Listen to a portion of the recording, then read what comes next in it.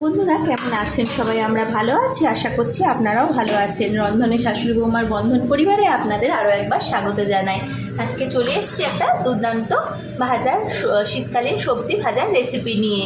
তার জন্য আমরা গাজর, আলু, বিনস আর পেঁয়াজ কলি খুব ছোট ছোট করে পাতলা পাতলা করে কেটে জল দিয়ে ধুয়ে জল ঝরাতে দিয়েছি।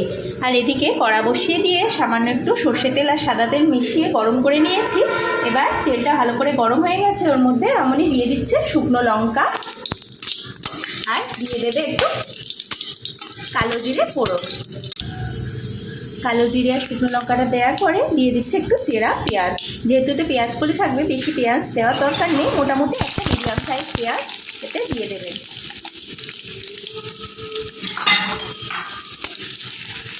পেঁয়াজটা একটু হালকা করে নেড়ে নিয়ে, পেঁয়াজটা আলাদা করে ভাজার দরকার নেই, পেঁয়াজটা একটু নেড়ে নিয়ে এর মধ্যে জল দিয়ে ধুয়ে রাখা সবজিগুলো দিয়ে দিতে হবে।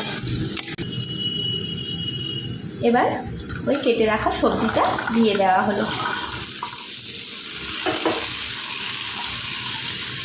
এই রান্নাটা এমন কিছু মশলা লাগে না, খুব তাড়াতাড়ি হয়ে যায়, অথচ ভাত, রুটি, মুড়ি সব কিছুর সাথে খুব ভালো লাগে খেতে। আপনারা একটু বাড়িতে যদি কখনো বানান এভাবে তো বানাতে পারেন। দেখুন মামনি সবজিগুলো দিয়ে দিল, এবার ওই পেঁয়াজের সাথে একটু নেড়ে নেবে হালকা করে। এই দেখুন বন্ধুরা, মামনি নেড়ে নিয়ে দিয়ে দিচ্ছে পরিমাণ মতো লবণ। ভিডিওটা স্কিপ না করে দেখতে থাকুন, আর অবশ্যই এইভাবে একবার এই শীতকালীন সবজিগুলো দিয়ে বাড়িতে একবার বানিয়ে দেখবেন। আর দিয়ে দিচ্ছে খুব সামান্য একটু হলুদ গুঁড়ো, আর দিচ্ছে একটু সামান্য জিরে গুঁড়ো, আর দিচ্ছে সামান্য একটু কাশ্মীরি লঙ্কার গুঁড়ো। দেখুন মামনি গুঁড়ো মশলাগুলো দিয়ে এবার হালকা করে তেলের মধ্যে নেড়ে নিচ্ছে। এই মিনিট দুয়েক মতো তেলের মধ্যে নাড়তে হবে। দিয়ে এতে কিন্তু কোনো জল ব্যবহার হবে না। দিয়ে গ্যাসের ফ্লেমটা মিডিয়ামে রেখে এটা ঢাকা দিয়ে মিনিট 5 হতে দিতে হবে। 3 মিনিট। মামনি মশলাগুলো ভালো করে মিশিয়ে দিল। এবার দিয়ে দিচ্ছি সামান্য চিনি। চিনিটা কিন্তু অপশনাল না, চিনিটা দিলে এই ভাজাটা খেতে টেস্টি হয়, বেশি একটু মিষ্টি মিষ্টি। আপনারা যারা অ্যাভয়েড করতে পারেন, যেহেতু গাজরে মিষ্টি থাকে, কিন্তু দিলে কিন্তু বেশি টেস্ট হয়। দেখুন মামনি দিয়ে দিল চিনিটা। এবার চিনিটা মিশিয়ে নিচ্ছে ভালো করে।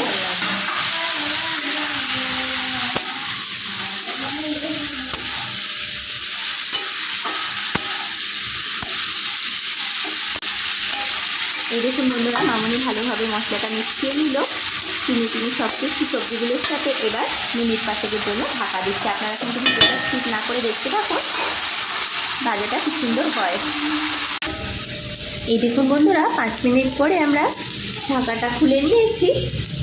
এবার মামনি সব দেখে নিল সিদ্ধ হয়েছে নাকি, আর টেস্টটাও ঠিকঠাক আছে নাকি। এটা একটু মিষ্টি মিষ্টি ভালো লাগে, একটু ঝাল মিষ্টি রুটি দিয়ে খেতে খুব টেস্টি লাগে। এটা মুড়ি দিয়েও ভালো লাগে, আপনারা ভাত, মুড়ি, রুটি সব কিছুর সাথেই এটা খেতে পারেন।